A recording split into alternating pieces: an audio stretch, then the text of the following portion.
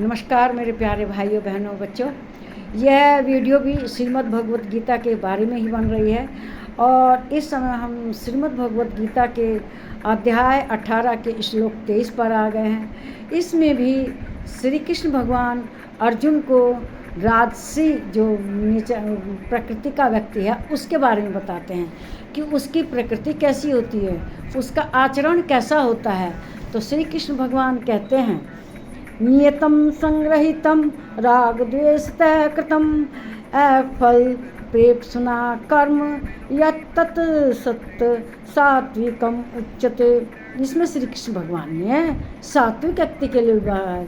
जो सात्विक व्यक्ति भगवान में रहता है, उस जिसके सारे कार्य भगवान के चरणों में सुपुर्द रहते हैं, जो भगवान के लिए ही सब कार्य करता है, भगवान की जय जयकार के लिए कार्य करता है, अपने लिए नहीं करता है। तो वही कहते हैं, जो कर्म शास्त्र विधि से नियत किया हुआ है वह शास्त्र विधि के अनुसार चलता है, वह समाज का ध्यान रखता है और कर्तापन के अभिमान से रहित होता है। उसे अपने पर अभिमान नहीं रहता कि ये कार्य मैंने किया, बल्कि वह सब भगवान की कृपा से हुआ ऐसा समझता है और वह जितने भी कर्म करता है उसके फल की इच्छा नहीं करता, वह बिना फल की इच्छा किए हुए कार्य करता है और वह राग द्वेष से दूर रहता है। ऐसा व्यक्ति सात्विक कहलाता है। तो यही श्री कृष्ण भगवान अर्जुन को समझाते हैं। देखिए, मनुष्य समाज में दो तरह के हैं। एक तो केवल अपने लिए कार्य करता है, उसे समाज से भगवान से कोई मतलब नहीं रहता, वह स्वार्थी होता है और स्वार्थ में अंधा होकर कार्य करता है। लेकिन एक आदमी जो सात्विक व्यक्ति है वह भगवान में ही विश्वास रखता है, वह भगवान की जय जयकार करता है। देखिए, कर्म हमारे 3 प्रकार के होते हैं, सात्विक, राजसी और तामसी। तो इस श्लोक में श्री कृष्ण भगवान ने सात्विक गुण के बारे में बताया। सात्विक गुण कैसा होता है? जिसके कर्म जो हैं शास्त्र के अनुसार है, शास्त्र के अनुसार चलता है और वह उसकी आसक्ति नहीं रहती, किसी से कोई राग द्वेष नहीं रहता, किसी में कोई आसक्ति नहीं रहती। कोई कर्म इसलिए नहीं करता वह अपने लिए कर रहा है, बल्कि वह कर्म दूसरों के लिए करता है, परोपकार के लिए करता है। वह अपने राग द्वेष घृणा प्रेम से ऊपर उठकर स्वयं के प्रति कोई फल नहीं चाहता, बल्कि वह सब कार्य मनुष्य जाति के कल्याण के लिए करता है और वह स्वयं के इंद्रियों से मुक्त रहता है। उसे अपने सुख की कोई इच्छा नहीं रहती, बल्कि वह दूसरे के ही कार्य में लगा रहता है और भगवान में लगा रहता है। वह अपने हित को त्याग देता है, अपने सुख को त्याग कर संसार में प्रत्येक कार्य सुख का त्याग के दूसरों के परोपकार को करता है।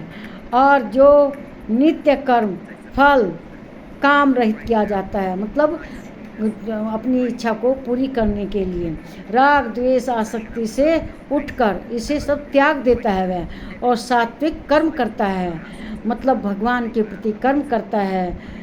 प्रत्येक कार्य भगवत कार्य करता है, भगवान के लिए कार्य करता है।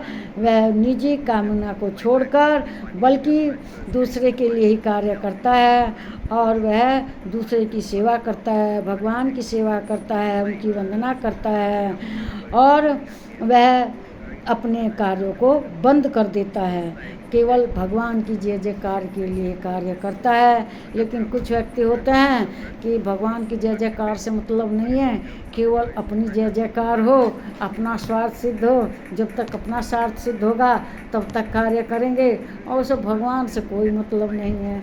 और जब तक अपना नाम हो रहा है तब तक भगवान की जय जयकार कर रहे हैं, और जब अपना नाम नहीं हो रहा है तो उस काम को त्याग के अपने निजी स्वार्थ में लग जाते हैं। तब कौन मंदिर जाए, कौन चर्चा कराए, कौन कथा कराए, इससे कोई मतलब नहीं, उसे केवल अपने काम से मतलब रहता है। तो इस स्वार्थ को त्याग के जो मनुष्य अपने राग द्वेष से ऊपर उठकर अपने स्वार्थों को त्याग कर, जिसमें अपना सुख है उस कार्य को त्याग कर समाज कल्याण के लिए परोपकार के लिए भगवान के लिए कार्य करता है, वह मनुष्य सात्विक होता है। हमें भी परोपकार करना चाहिए, भगवान की भक्ति करनी चाहिए, अपना हर काम भगवान को समर्पित करके करना चाहिए।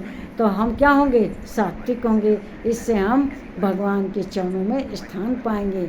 नमस्कार मेरे प्यारे भाइयों बहनों बच्चों, इस वीडियो को लाइक कीजिए, शेयर कीजिए, इस पर कमेंट कीजिए, मेरे चैनल को सब्सक्राइब कीजिए। नमस्कार मेरे प्यारे भाइयों बहनों बच्चों।